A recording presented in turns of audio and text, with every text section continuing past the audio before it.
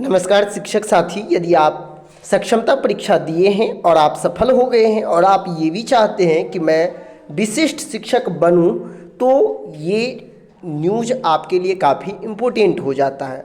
इस वीडियो में हम बात करेंगे कि आखिर यदि आप काउंसलिंग करवा लेते हैं, सक्षमता परीक्षा के आधार पर आप विशिष्ट शिक्षक बनना चाहते हैं, जो आपका नया विद्यालय होगा, वहाँ पे योगदान लेने से पहले आपको जो है विरमण पत्र, इसके साथ ही साथ आपको अनापत्ति प्रमाण पत्र और इसके साथ ही साथ बकाया रहित प्रमाण पत्र देने होंगे। आपको ये भी जानकारी होगा कि जो लोग बीपीएससी टीआरई 1 या टीआरई 2 में योगदान दिए हैं, पूर्व के नियोजित शिक्षक, उनको भी इस तरह से अनापत्ति प्रमाण पत्र, विरमण पत्र और बकाया शेष, यदि आपके वहाँ जिस क्षेत्र में आप थे कोई हैं, तो वो भी प्रमाण पत्र देने होते थे। ठीक उसी प्रकार आपको भी देने होंगे। तो इस फॉर्मेट में हम जानते हैं कि आखिरकार इसे कैसे मुझे भरना है और विरमण पत्र के समय मुझे क्या क्या चीज़ देने होंगे और आखिरकार इसमें और भी कौन कौन सी इम्पोर्टेंट चीज़ है। सबसे पहले हम देख लेते हैं विरमण पत्र के बारे में। तो विरमण पत्र आपको देने होंगे।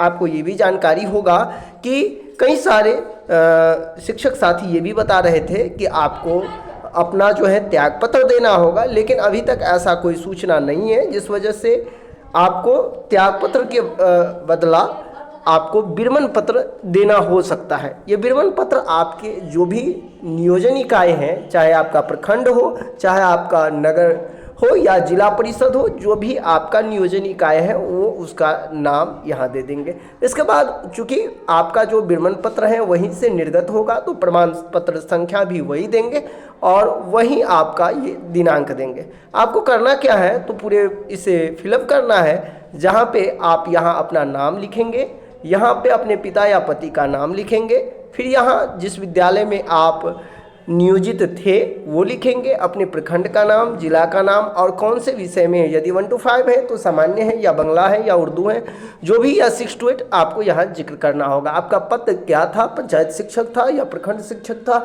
या नगर शिक्षक था, जो भी है वो आपको देना है। पर दिनांक इतना से कार्यरत, जिस दिन आप योगदान लिए होंगे पंचायत नियोजन इकाई में या प्रखंड नियोजन इकाई या नगर नियोजन इकाई में, वो आपको यहाँ दर्शाना होगा। बाद बाकी यदि आप देखेंगे तो बिहार विद्यालय परीक्षा समिति आपका विज्ञापन जारी किया था, जिसका विज्ञापन यहाँ आप देखते हैं दिया गया है। साथ ही साथ सक्षमता परीक्षा में आप उत्तीर्ण नहीं हुए हैं, ये भी आप दावा कर रहे हैं, और साथ ही साथ अब आप विशिष्ट शिक्षक के पद पर चयन हो गए हैं। जिस समय आपको नियुक्ति पत्र शिक्षा विभाग द्वारा दिया जाएगा, वो पत्रांक भी यहाँ दिया होगा और यहाँ पे आपको तिथि देना है। साथ ही साथ योगदान सुनिश्चित करने हेतु आज दिनांक, यहाँ दिनांक देना है।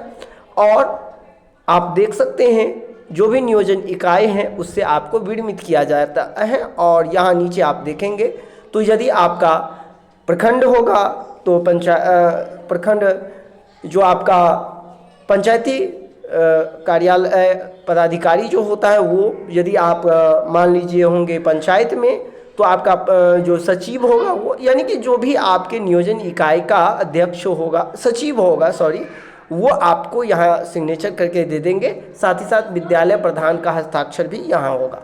तो ये तो था विरमण पत्र। अब आप देख सकते हैं अनापत्ति, नो ऑब्जेक्शन, यानी कि आप इसे ऐसे समझें कि आप जो अपना नियोजन इकाई छोड़ रहे हैं उससे आपके नियोजन इकाई को कोई भी ऑब्जेक्शन नहीं है। तो वहाँ भी आपको क्या करना है, अपने नियोजन इकाई का नाम, पत्र संख्या, दिनांक, ये सब हो जाएगा। पूरे के पूरे अच्छे से हम इसको वही चीज़ सेम टू सेम इसमें भर लेंगे। साथ ही साथ कार्यालय जिला शिक्षा पदाधिकारी से प्राप्त जो आपको औपबंधिक नियुक्ति पत्र होगा वो दे देंगे और दिनांक और पत्रांक दे देंगे। आपको जानकारी के लिए बता दें, जैसे ही आपकी काउंसलिंग प्रक्रिया संपन्न कर ली जाएगी और फिर आपका जिला अलॉट हो जाएगा, तो फिर जिला में कैंप लगा करके आपको विशिष्ट शिक्षक का नियुक्ति पत्र दिया जाएगा, एक प्रेस नियुक्ति पत्र दिया जाएगा, जिस पर यह दावा किया गया होगा कि अब आप विशिष्ट शिक्षक बन गए हैं। इसके लिए जो है आपको नियुक्ति पत्र दिया जाएगा जिला स्तर पर कैंप लगा करके। आपने देखा होगा जिस तरह से बीपीएससी टीआरई 1 की हम बात करें या टीआरई 2 की बात करें, उसमें आपने देखा होगा कि किस तरह से काउंसलिंग प्रक्रिया संपन्न होने के बाद जो है उन्हें नियुक्ति पत्र दिया गया था। लेकिन आपको ये भी पता होनी चाहिए नियुक्ति पत्र में भी दो कंडीशन हो सकते हैं कि नियुक्ति पत्र आपको तभी मिलेगा जब आप जो है त्याग पत्र देंगे, जिससे इस बार हुआ था। लेकिन हो सकता है ऐसा संभव न हो, नियुक्ति पत्र मिलने के बाद ही आपको विद्यालय योगदान से पहले पहले जो है आपको विरमण पत्र देना होगा। इसके बाद यदि हम बात कर ले बकाया रहित प्रमाण पत्र, यानी कि आपको ये दावा करना होगा कि मैं जिस नियोजन इकाई में हूँ अभी तक मेरा बकाया कोई भी नहीं है, तो इसके लिए भी ये जो आपको बनेगा वो भी आपका नियोजन इकाई सह आपके जो प्रखंड शिक्षा पदाधिकारी हैं उनके द्वारा यह बनेगा। इस पर प्रखंड शिक्षा पदाधिकारी का हस्ताक्षर भी होगा, चूँकि वेतन से संबंधित जो आपका लेखा जोखा होता है वो प्रखंड शिक्षा पदाधिकारी के अंतर्गत होता है, तो आपको ये वहाँ से बनाना होगा। इसके लिए भी आपको यहाँ अपना नाम, पिता या पति का नाम, विद्यालय का नाम और नीचे जो पूरी चीज़ भर करके आप अपने विद्यालय प्रधान से हस्ताक्षर करवा लेंगे। जैसे ही ये सभी चीज़ आप भर करके हस्ताक्षर अपने एचएम से करवा करके आप प्रखंड कार्यालय में जमा करेंगे, तो आपके द्वारा दिए गए डाटा के आधार पर आपका जो पूर्व में जो वेतन संरचना, वेतन विपत्र बना है उस सब को चेक करने के बाद यह पाया जाएगा कि नियोजन इकाई के तहत फलाने शिक्षकों को कोई भी बकाया रहित नहीं है, तो उन्होंने बकाया यदि होता तो फिर ये प्रमाण पत्र आपको नहीं दिया जाता, और बकाया नहीं है तो फिर आपको बकाया रहित प्रमाण पत्र दे दिया जाएगा प्रखंड शिक्षा पदाधिकारी के द्वारा या फिर आपका जो नियोजन निकाय है उसके द्वारा।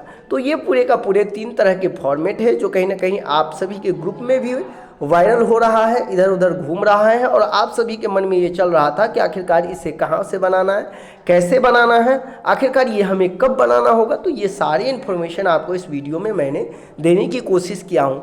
यदि आप सक्षमता परीक्षा और विशिष्ट शिक्षक से रिलेटेड आगे आने वाली जो भी अपडेट होगा, चाहे वो हम काउंसलिंग की बात करें, नियुक्ति पत्र की बात करें, या फिर आपको विद्यालय योगदान करते के समय तक जो भी अपडेट चाहिए, तो आप इस चैनल को सब्सक्राइब जरूर कर लें, क्योंकि आपको पता ही होगा इस चैनल के माध्यम से जो भी सक्षमता परीक्षा या विशिष्ट शिक्षक से रिलेटेड जो भी अपडेट दी जाती है वो बिल्कुल ऑथेंटिक दी जाती हैं। तो आपसे अनुरोध है कि आप इस चैनल को सब्सक्राइब कर लें, जिससे कि आपको सभी सूचना ससमय मिलते रहे। तो आप कहीं ना कहीं अब समझ गए होंगे इस लेटर के बारे में कि आखिरकार सभी ग्रुपों में ये लेटर क्यों वायरल हो रहा था और इस लेटर का क्या कुछ महत्व है, और ये 3 तरह के लेटर आपको निश्चित तौर पर देने होंगे जब आप विशिष्ट शिक्षक के रूप में विद्यालय में योगदान करेंगे उससे पहले पहले। तो मिलते हैं नेक्स्ट वीडियो में। अभी के लिए बस इतना ही। बने रहे मेरे इस YouTube channel CTT success classes पे, जहां आपको बिल्कुल ससमय, सटीक और बेहतर न्यूज प्रोवाइड करने की कोशिश की जाती है। धन्यवाद।